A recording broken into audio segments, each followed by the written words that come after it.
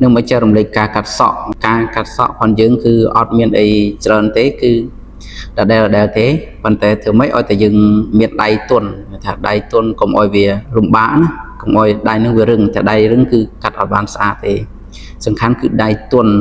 អញ្ចឹងមុននឹងយើងមកកាត់សក់គឺយើងញែកសក់ញែកអីទៅញែកសក់រួចហើយចាំបើថាសក់ខ្លីទេគឺយើងចាប់ផ្ដើមឈូសយកតែម្ដងប៉ុន្តែភាគចឹងគឺក្មេងៗគឺភាគចឹងគាត់កាត់ចូលជើងសហើយកម្រកាត់លំសុងលំអីណាព្រោះធម្មតាតើគាត់កាត់ភាគចឹងគឺកាត់យកជើងសបដិញឡើងអញ្ចឹងទៅដូចនៅក្នុងថ្ងៃនេះចឹងគឺបងអូនគាត់កាត់ឲ្យកូនក្មេងអញ្ចឹងចាប់ផ្ដើមឈូសយកទៅពេលដែលយើងចង់ឲ្យវាស្មុលឡើងអញ្ចឹងគឺថាស្មុលហ្នឹងគឺស្មុលបដិញគឺយើងកោសវាយើងកោសវាទៅគឺបើចង់បានស្មុលគឺគេហៅថាចន្ទិតគូតតង់ដឺបងប្អូនចន្ទិតគូតតង់ដឺហ្នឹងគឺយើងចន្ទិតគូតមកថាភ្ងើយអាគូតតង់ដឺហ្នឹងឲ្យវារាងងោឡើងលើទៅយើងអាហ្នឹងយើងកោសបែបហ្នឹងគឺកោសបែបបដិញស្មុលតែបើសិនតែយើងកោសតង់ដឺត្រង់អាហ្នឹងគឺយើងកោសដើម្បីឲ្យវាម៉ត់វាខុសគ្នាបងប្អូនកោសដូចគ្នាតែកោសមួយកោសម៉ត់កោសមួយកោសបដិញអាហ្នឹងយើងគួរចាំកន្លែងហ្នឹងហើយមួយផ្នែកនេះគឺចូលមកផ្នែកទៀតហើយខាងនេះគឺធម្មតាយើងសក់ច្រើនអញ្ចឹងគឺគេមិនទូគេអត់ឈូសតែម្ដងទេគឺគេចាប់ផ្ដើមចិត្តយករៀងណាគេមានថាគេយកអាសក់ខាងលើនឹងចេញសិនដើម្បីឲ្យវាឃើញសន្តានវាឃើញរៀងវាតិចទៅស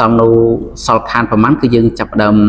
កោសវាឬក៏យើងយកក្រាស់នឹងឯងត្រឹបវាកុំឲ្យវាចលុះកុំឲ្យវាចូលទៅខាងក្នុងទៀតអញ្ចឹងគឺ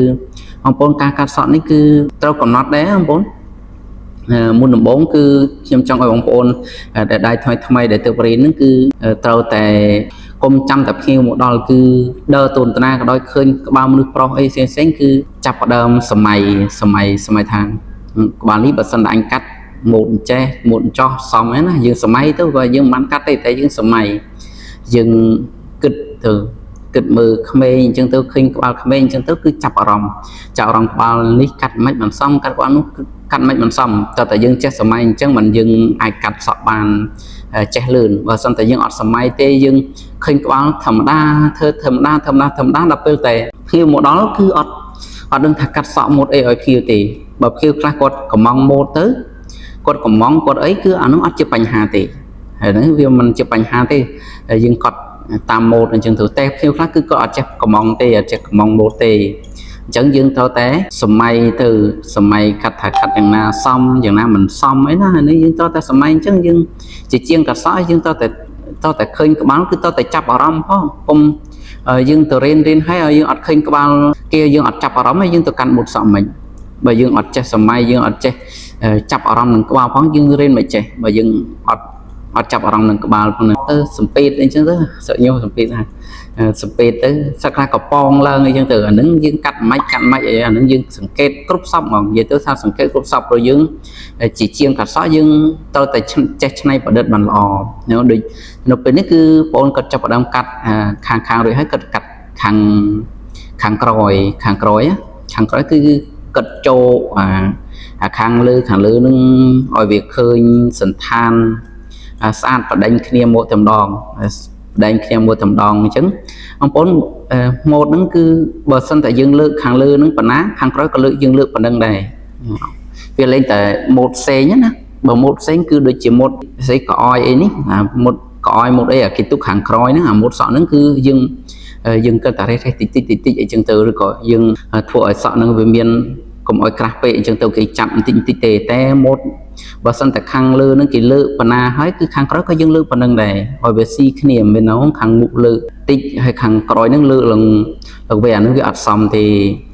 វាមានម៉ូតខ្លះគេអត់លើកខាងក្រោយប៉ុន្តែចង្ហេងគឺគេលើកខ្ពស់អានឹងក៏មានដែរអានឹងម៉ូតកអយអីហ្នឹង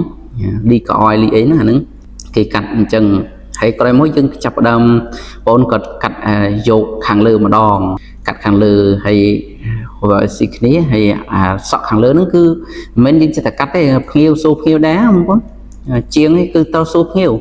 សួរថាបងឬក៏ក្មួយអីចឹងទៅកាត់ខាងមុខហ្នឹងប៉ុណ្ណា កុំយើងចិត្តតែសម្រាប់ចិត្តយើងកាត់ទាំងអស់ហើយគឺសូឃីវដែរពេលខ្លះគាត់ចង់បានសក់មុខវែងអញ្ចឹងទៅពេលខ្លះគាត់ចង់បានសក់មុខខ្លីអញ្ចឹងទៅអាហ្នឹងយើងសូគេដែរមិនមែនចិត្តតែកាត់ចិត្តឯងទេយើងសូគេកន្លែងនេះគឺខ្ញុំអត់បាននេះទេគឺបងគាត់សួរហើយតែខ្ញុំបញ្ចូលសលេងទៅគឺគេកាត់ហ្នឹងគឺបញ្ចូលសលេងពេលខ្លះខ្ញុំក៏កាត់ចូលខ្លះព្រោះវែងពេកបងប្អូនអញ្ចឹងគឺតែខ្លីៗហ្នឹងធ្វើវីដេអូខ្លីៗបងប្អូនឬ